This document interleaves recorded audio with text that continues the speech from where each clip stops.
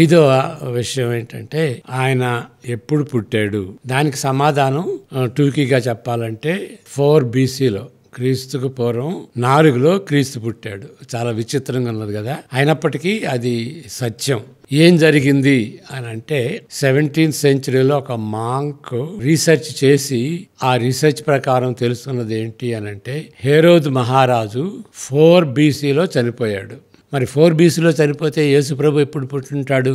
ఆయన చనిపోక ముందు కదా పుట్టింది. హేరోద్ మహారాజు ఆయన ఈర్ష్యపడి నేను రాజుని, ఇంకొక రాజు ఏంటి అనే ఉద్దేశంతో ఇన్ఫెంట్స్ ని అందరినీ చంపేశాడు కదా. ఆ మహారాజు చనిపోక ముందు యేసు ప్రభు పుట్టాడు. ఆయన 4లో పుడితే యేసు ప్రభు ఎప్పుడు పుట్టుంటాడు? 4 కావచ్చు, 5 కావచ్చు, 6 కావచ్చు, 7 ఓకే BCలో పుట్టుంటాడు అన్నమాట. కానీ ఇంకా వేరే రీసెర్చ్ వలన తెలిసింది ఏంటంటే ఆయన చనిపోయినటువంటి హేరోద్ మహారాజు చనిపోయినటువంటి సంవత్సరంలోనే యేసు ప్రభు కూడా పుట్టాడు. కాబట్టి 4 BC అని మనం నిర్ధారించవచ్చు. మరి 4 BCలో ఆయన పుడితే ఎప్పుడు మరణించాడు?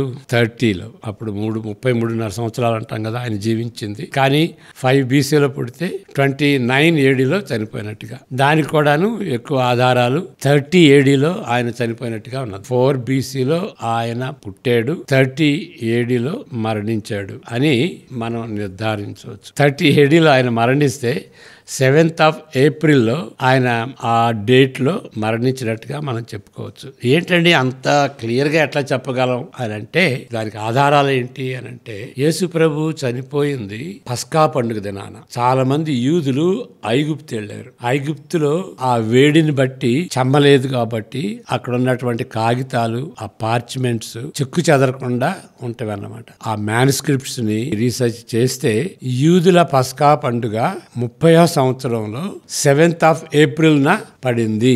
కాబట్టి యేసు ప్రభు ఆ దినాన్ని మరణించాడు అని చెప్పుకోవచ్చు. ఆయన మరణించిన దాన్ని కొంచెం ప్రిసైజ్ గా చెప్పగలం, కానీ ఆయన పుట్టిన దాన్ని మాత్రం అంత ప్రిసైజ్ గా చెప్పలేం. ఆయన శీతాకాలంలో జన్మించాడు అని అనటానికి కొన్ని చారిత్రక ఆధారాలు అన్నట్లుగా మనం చెప్పుకోవచ్చు. అది ఏంటి అని అంటే యేసు ప్రభు పుట్టినప్పుడు అక్కడ కాపర్లు ఉన్నారు, గొర్రెల కాపర్లు ఎప్పుడు కూడాను అవుట్ క్యాస్ట్ లాగా వాళ్ళు వెలివేయబడినటువంటి జనాంగంగా వారిని ఊరు బయట పెడతారు. మరి బెత్లెహేము ఆ ప్రాంగణంలో వాళ్ళు ఉన్నారు అని అంటే గొర్రెల కాపర్లు వెలివేయబడినప్పటికీ అక్కడ పరిశుద్ధ స్థలమైనటువంటి ఆ యెరూషలేము బెత్లెహేము మధ్య దాని పరిశుద్ధ స్థలం అంటారు. అక్కడికి గొర్రెల కాపర్లు శీతాకాలంలో వచ్చి వాళ్ళ గొర్రెల్ని బలి పశువులుగా అమ్ముకోవచ్చు. కాబట్టి అక్కడ గొర్రెల కాపర్లు ఆ ఏరియాలో ఉన్నారు అని అంటే అది శీతాకాలం అయి ఉండవచ్చు అనేటువంటి ఆ సారాంశానికి మనం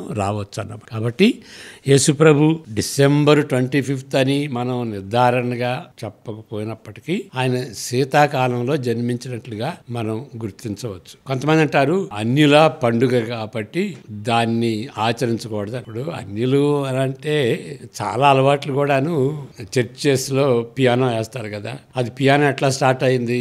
అన్యులు సంగీతం వేసేటప్పుడు పియానోని వాడుకున్నారు. మరి తర్వాత కాలం గడిచే కొలది క్రిస్టియన్స్ కూడా ఆ ఇన్స్ట్రుమెంట్ వాడుకున్నారు. తర్వాత చర్చెస్ లో అది మేజర్ ఇన్స్ట్రుమెంట్ గా అయింది. దాన్ని బట్టి క్యాన్సిల్ చేయని అవసరం లేదు. ఏదైనప్పటికీ ఆ డేటు ఇది అని ఖచ్చితంగా చెప్పలేము. ఒక విధంగా అది మంచిదే. ఎందుకంటే ఎవరో జోసిఫస్ లాంటి వాళ్ళు జూయిష్ హిస్టోరియన్ అది రాశాడు అనుకోండి, ఈ దినాన యేసు ప్రభు పుట్టాడు అని. అప్పుడు ఏమవుతుందంటే ఆ దినానికి ఎక్కువ ప్రాముఖ్యత ఇచ్చి ఇక యేసు ప్రభుని పక్కన పెడతారు. ఇక అది ఆయన పక్షాన ఆ దినాన్ని సెంట్రల్ గా చేసుకుని దాన్ని ఆరాధిస్తారు. ఒక విధంగా ఐడల్ లాగా తయారవుతుంది అన్నమాట. ఆ విధంగా దారి తీయకుండా యేసు ప్రభు ఎప్పుడు పుట్టాడో ఎగ్జాక్ట్గా డేటు తెలియకపోవటమే మంచిది. కానీ డేట్ తెలియకపోయినా కానీ సంవత్సరం శీతాకాలం అని కొంచెం ఊహించుకోవచ్చు. అది కూడా కాకపోయినా కానీ ఖచ్చితంగా చెప్పలేకపోయినా కానీ ఆయన జన్మించాడు అనే దానికి చారిత్రక ఆధారాలు చాలా ఉన్నవి. జోసిఫస్ అనే ఆయన జూయిష్ హిస్టోరియన్ అన్నమాట. ఆయన గురించి చెబుతాడు. కానీ అసలు యేసుప్రభు గురించి డాక్యుమెంటరీ ఏంటంటే న్యూ టెస్టిమెంట్, క్రొత్త నిబంధన.